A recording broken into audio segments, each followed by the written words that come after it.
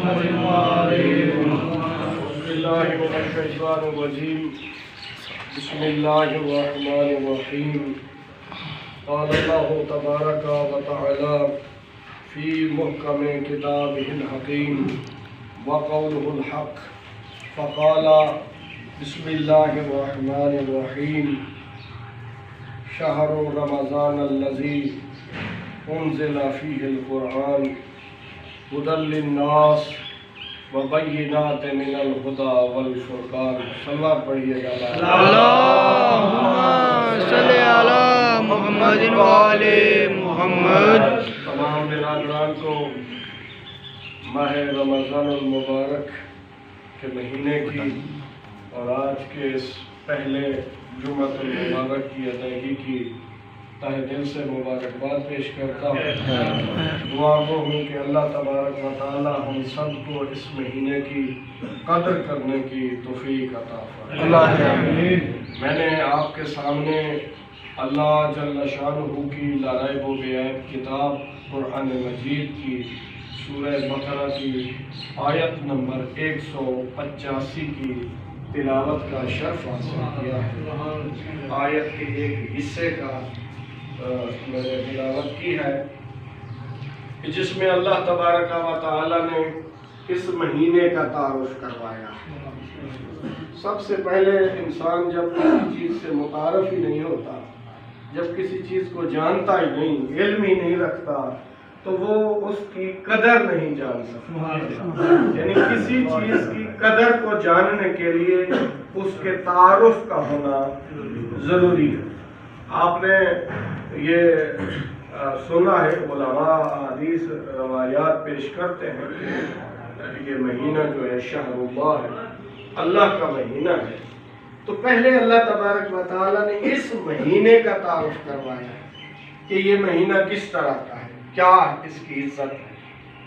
تعارف کرواتے ہوئے اللہ رب العزت ارشاد فرماتے ہیں شہر رمضان الذی انزل فیہ القرآن، کہ یہ وہ مہینہ ہے، رمضان المبارک کا وہ مہینہ ہے، انزل فیہ القرآن، کہ جس میں قرآن پاک کو نازل کیا گیا ہے.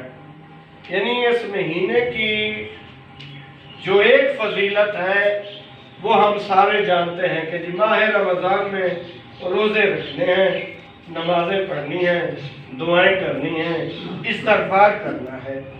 یہ تعارف بھی ضروری ہے کہ اللہ رب العزت نے اس مہینے کو کیوں عزت عطا فرمائی، کہ اس میں انزل فیہ القرآن، اس میں قرآن پاک کو نازل فرمایا. اب قرآن کی صفات بتانے لگے کہ جس کتاب کو اس مقدس مہینے میں اللہ نے نازل فرمایا ہے اس کی فضیلت کیا ہے، اس کے اوصاف کیا ہے. ہدی للناس، پہلی اس کی فضیلت یہ ہے کہ وہ لوگوں کو ہدایت کرتا ہے. قرآن لوگوں کو ہدایت کرتا ہے. وَبَيِّنَاتٍ مِنَ الْهُدَى وَالْفُرْقَانِ، اور اس میں یعنی اس قرآن میں نشانیاں ہیں، وضاحت ہے حق اور باطل کے درمیان. ماشاءاللہ. یعنی حق اور باطل کی بھی اس میں وضاحت ہے، انسانوں کے لیے ہدایت بھی ہے، اور اس مہینے میں نازل فرمایا گیا. اگر آپ توجہ فرمائیں تو صرف قرآن پاک اس مہینے میں نازل نہیں ہوا، اللہ نے جتنی کتب کو اپنے انبیاء کے اوپر نزول فرمایا ہے سب کو اسی مہینے میں نازل. سبحان اللہ، سبحان اللہ، ماشاءاللہ. 50 صحیفے حضرت ابراہیم علیہ السلام کے اوپر نازل ہوئے. 50 صحیفے کم و بیش، چھوٹے چھوٹے ایک پیغام کی صورت میں، جیسے آپ خط سمجھ لیں، رسالہ سمجھ لیں، میسج سمجھ لیں، وہ 50 کی تعداد میں، وہ بھی اسی مہینے، سارے کے سارے اسی مہینے میں. تورات بھی اسی مہینے میں نازل ہوئی ہے. تھوڑا سا آپ جانتے ہیں نا کہ تورات کس نبی پہ نازل ہوئی؟ حضرت موسیٰ علیہ السلام کے اوپر کتاب نازل ہوئی، اور سب سے زیادہ جو تعداد ہے وہ بنی اسرائیل کی ہے. یعنی تعارف کرواتا چلوں، یہ بنی اولاد کہتے ہیں، اسرائیل یہ اسرائیل لقب ہے حضرت یعقوب علیہ السلام، یعنی اولاد یعقوب. پھر منسوب ہو گئی یہودیوں کے نام سے. تو یہ جو یہود ہے اصل میں حضرت یعقوب علیہ السلام کا جو بڑا بیٹا تھا اس کا نام یہودا. اس یہودا کی وجہ سے یہ یہود ہے. یہ بنی اسرائیل بہت بڑی قوم ہے جس کا تذکرہ قرآن پاک میں تقریباً 2 سپاروں میں اللہ نے اس کا پورا تذکرہ فرمایا ہے. یہ کتاب بھی کسی مہینے میں نازل ہوئی، اور تورات اسی مہینے میں، اور انجیل بھی اسی مہینے میں. انجیل کے بارے میں آپ کو پتہ ہے کہ حضرت عیسیٰ علیہ السلام کے اوپر نازل ہوئی، وہ بھی اسی مہینے میں. اور قرآن جو ام الکتاب ہے، جو ساری کتابوں کی سردار کتاب ہے، اس کو بھی اس مہینے میں نازل فرمایا. اور یہ بھی فرمایا کہ میں نے اس کتاب کو کیوں نازل کیا ہے. اس کے نازل کرنے کی وجہ یہ ہے کہ اس میں ہدایت ہے لوگوں کے. اگلی آیت میں اللہ تبارک و تعالیٰ نے ارشاد فرمایا، اب مہینے کی تو فضیلت کو جاننا ہے کہ کتنا فضیلت ہے.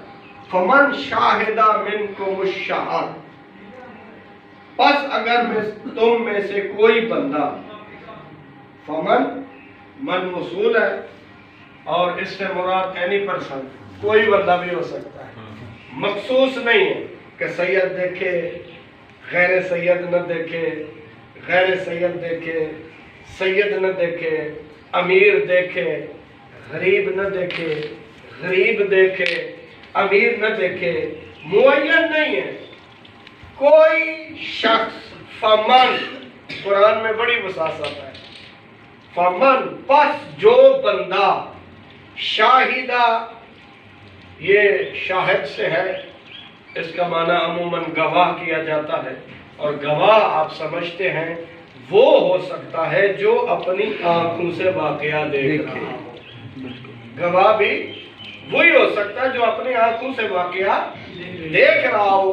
اللہ رب العزت اسی سورہ بقرہ میں ارشاد فرما رہے ہیں، فَمَنْ شَاهِدَ مِنْكُمُ الشَّهْرَ، اگر تم میں سے کوئی شخص اپنی آنکھوں سے اس مہینے کو دیکھ لے، یا اللہ کیا کرے، فَلْيَصُمْ ہو، پس اس کے لیے ضروری ہے کہ وہ روزہ رکھے.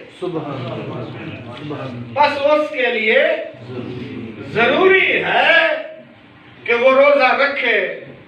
اور اسی بارے میں، اسی مہینے کے بارے میں اللہ تبارک و تعالی نے ارشاد فرمایا، یا ایھا الذین آمنوا کتب علیکم الصیام کما کتب علی الذین من قبلکم لعلکم تتقون. یہ آیت نمبر 83 میں اللہ تبارک و تعالی نے یہ ارشاد فرمایا کہ اے ایمان والو، روزے تمہارے اوپر فرض کیے گئے. کوتبہ کا معنی ہوتا ہے لکھا جانا، ایسا لکھا جانا جو مٹایا نہ جا سکے. میرے سامنے مینیجر صاحب بیٹھے ہیں، ان کے پاس 2 پینسلیں ہوتی ہیں، کچی ہوتی ہے، پکی ہوتی ہے. کچھ چیزیں مٹانے والی ہوتی ہیں تو وہ کچی پینسل سے لکھ لیتے ہیں. یہ وہ کچی پینسل والی بات نہیں ہے. کوتبہ یہ لکھے گئے ہیں، یہ مٹ نہیں سکتے، اس سے جان نہیں چھوٹ سکتی. کوتبہ علی الذین من قبلکم، یہ روزے تمہارے اوپر فرض ہے، صرف تمہارے اوپر نہیں، تم سے جو پہلے امتیں گزری ہیں ان کے اوپر بھی فرض تھا. کیوں؟ لعلکم تتقون، تاکہ تم متقی بن جاؤ، تاکہ تم منزل تقوی تک پہنچ جاؤ، تاکہ تم تقوی اختیار کر لو. یہ تقوی کیا ہے؟ روزے میں رہ کر انسان بہت ساری چیزوں سے بچتا ہے جب ان بہت ساری چیزوں سے بچتا ہے تو اسی چیز کا نام تقوی ہے۔ حضرت پیغمبر علیہ السلام نے علی علیہ السلام کو صلوات پڑھیے گا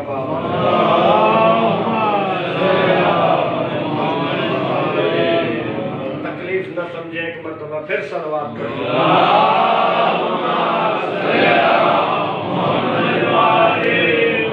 پیغمبر علیہ السلام نے حضرت علی علیہ السلام کو کسی اور قوم کا امام نہیں بنایا، امام المتقین بنایا۔